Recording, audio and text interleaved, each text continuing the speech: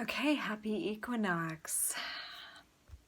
Sitting in the heart of this equalizing force today, I'm definitely hearing from many of you and feeling in myself this deep house cleaning. I think that I cleaned and everyone in the house cleaned more today than we have in a while. And like things like getting around the edges, like getting corners and like behind the toilet and like places that you don't normally like directly do. So there's something about, like being thorough. That's also the energy that's coming for us emotionally and mentally, is to be thorough, like really look in all the nooks and crannies of consciousness and of your being. Like, is there anything you're leaving out? Is there any stone unturned that still needs to be addressed before we can proceed through this gateway, is the offering. So this is where having good tools or someone that can be a good guide, resources, practices, and so forth that can serve this opportunity is what I like to say, even though it can feel really big. If you don't have the tools, it can feel really unmanageable and really like, even fearful and chaotic. So having a place where you can find that place of center, as I talked about in yesterday's video, that ledge, that little space that you can go to while everything's just sort of shredding apart. But that's also the birthing space, that opening, that inner portal is the birthing space, and we're sort of like conjuring it out. We're allowing it to come forth. We're bringing it forward. And what is going to happen and what is happening is all of the previous frameworks that built our old reality are kind of gonna start like coming up through the vents, so to speak, as we're like attempting to be co-creators here. And I suggest that these old stories are going to they're going to be like, that's copyrighted. There's going to be something about not being able to plagiarize the past in this energy coming forward, like pushing us each to be authentic, to not be regurgitating, that it's almost like an echo chamber, like you won't be able to stand it if it's not the original thing, right? So even I was recording some poetry that I write for the app that I'm working on, and I was like, should I play with echo voices? Should I do it to an echo? And my partner was like, didn't like it. And at first I was like, whoa, what's wrong with it? And like what I'm really hearing through his disapproval was he likes the authentic voice better.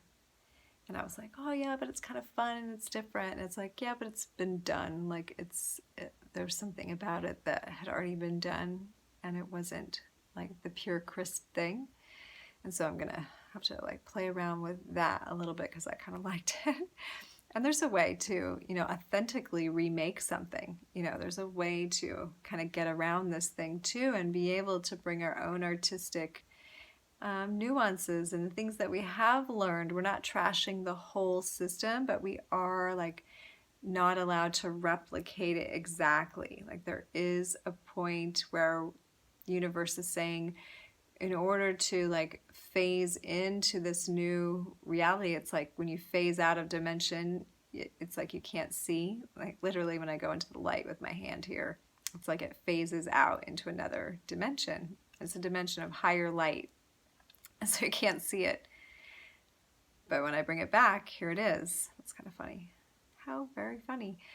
But we're sort of doing that dimensionally. We're sort of phasing out, and there's certain elements that belong only to the old third dimensional or even two-dimensional, as was suggested by David Wilcock the other night. And I thought that was interesting, that there is a part of consciousness that's still running just in the bigger collective, the they and them that's telling us what to do. We are like the one mind.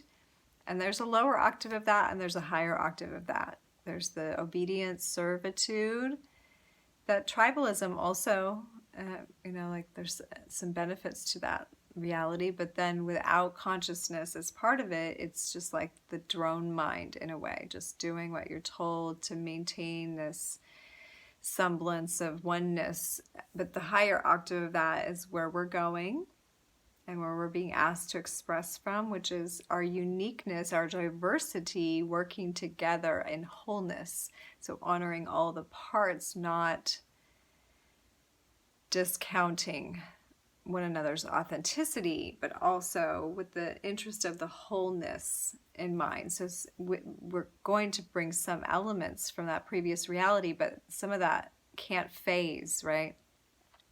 You can't be phased by this certain thing. And that's where the veils have dropped.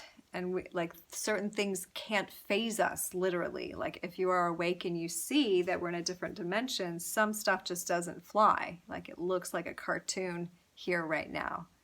And so we're really becoming very discerning with our energy at this time. And Libra energy is going to really like encourage that, because discernment and diplomacy and having the eye of true justice, the heart of love and compassion, but truth is part of this Libra energy that we're coming into. So this is asking us also to see clearly where the lines are drawn, like what dimension are we in, like who else is here with us, like let's talk to those people. It's really difficult to get other people to move dimensions at this point if they haven't chosen to do so already. That's not to say that they won't. And again, like I spoke of yesterday, some are going to just ride on our coattails, and we just have to keep looking straight ahead into the new that we're walking and know that they're on our coat strings, and eventually they're just going to step through and then just be like, whoa, what was I thinking all this time? Like, whoa, you know. So that will happen, and it will just seem like, whoa, like how did you even want me with you when I didn't know this? You know, that sort of thing will happen. So just try, if you're, you know, especially close people to you are still dimensionally challenged, if you want to say, like in a different dimension, phased out from you slightly, try not to get frustrated. Try not to focus your attention on that, because that's just keeping you in this dimensional loop where you're just like, keep going back. And that's sort of what the political stuff is kind of doing to some people too. Even though it's good to like see and be able to superimpose certain like needed structures and mindsets based on what's crumbling, like be able to translate and create the new. We're not actually going to go fight and take back through the old dimension necessarily. That's maybe not necessarily how that looks coming through, but we are birthing with some of the pieces, like the one that works. I keep looking for a beverage, but I didn't bring one over here. I sort of just love always to have something to sip on. So I'll just sip on life. But this is also the energy of the harvest.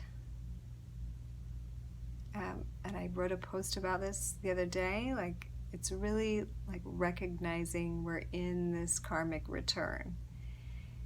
And that's become kind of a buzzword in the West. It didn't used to be. And, you know, maybe it's sort of like over buzzed, so much that it's a buzzkill a little bit, because people aren't really registering what it means to have a karmic return. Karma is really like the action that you put out. What energy have you put out, has been put out from you. There's a point where like a wave going out and like hitting a wall and like coming back at you. Like eventually that's going to happen. It's not going to keep going out for eternity like that. It will have an equal and opposite reaction. This is one of the basic hermetic laws of the universe too. Like everything has an equal and opposite reaction. That's the law of karma also. And so people say karma's going to get you or whatever. Like, yeah, I mean, it will. We do reap what we sow. And so many of us have been experiencing a tying up of that in small ways in our life.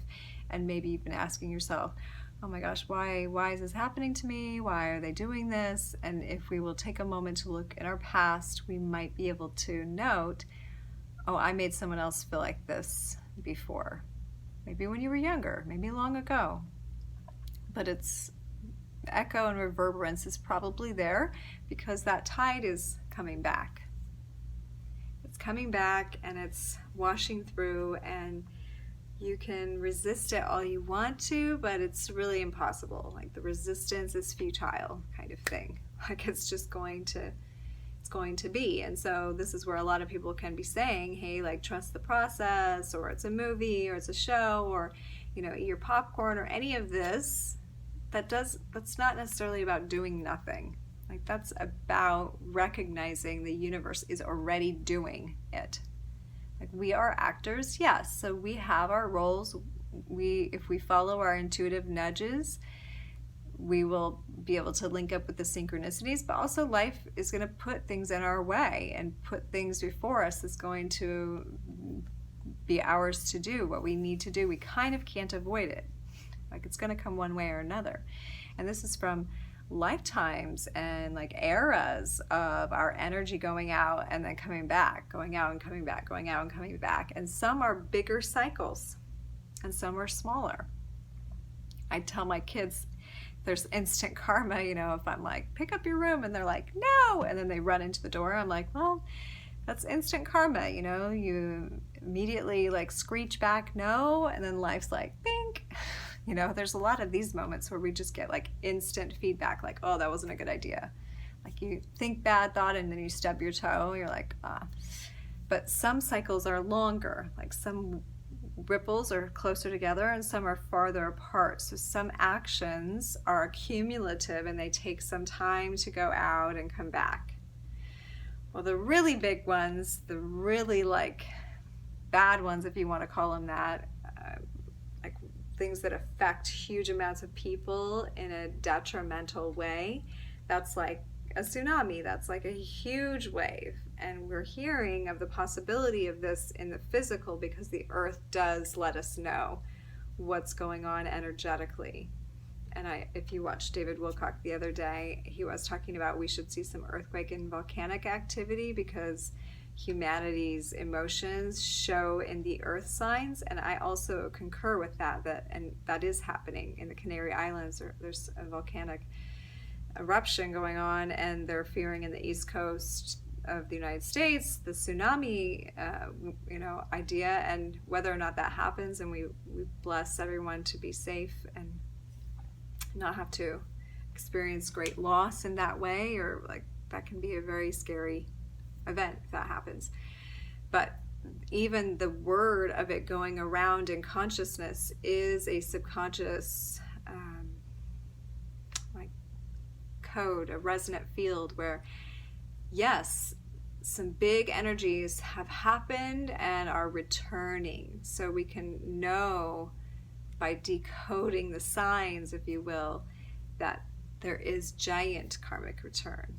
And with right in time with Libra and the scales and the equinox, which to me is just like a return of awareness to Gaia, to Mama Earth, to her cycles, to the time when, some things have to fall, the unneeded. And I think we're all on the page of good, like we do want some things to fall, some things that are restricting and inhibiting. That's part of the harvest. Like what did we go for that didn't really do it, didn't really like make it, didn't really like, succeed or produce fruit or the fruit we wanted. And consciousness is doing that. Like what has gone out in these bigger cycles, what's going to be returned. And that's why my recent post was like, hey, if you've been already doing the inner work and putting out big service to other, and really been in that vein, like be prepared, be open to receive, don't deflect, know that energy's coming back to you and the blessings are pouring in. So allow yourself today to receive, to open up to the receiving stance. And you can just do that by imagining your heart opening arms, opening face out to the sunshine, and receiving the light of this powerful equinox codes. I feel like I should be outside with you. let's do that. Just not really in like my studio space. And the backyard is very much about a big hole being dug.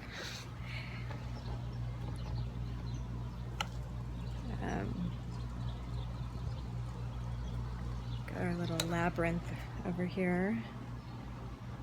We're just working on building this place up for some retreats.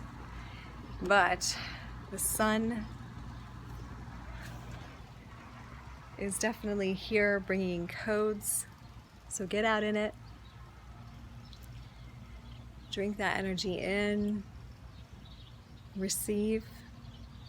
And if you feel like you still have some old karmic debris that you're seeing come up and you're working with, definitely get your hands on some tools and practices. If you need a hand, please reach out to me. That is what I do. Supporting life force management and the healing process, empowerment process, and yeah, happy Equinox.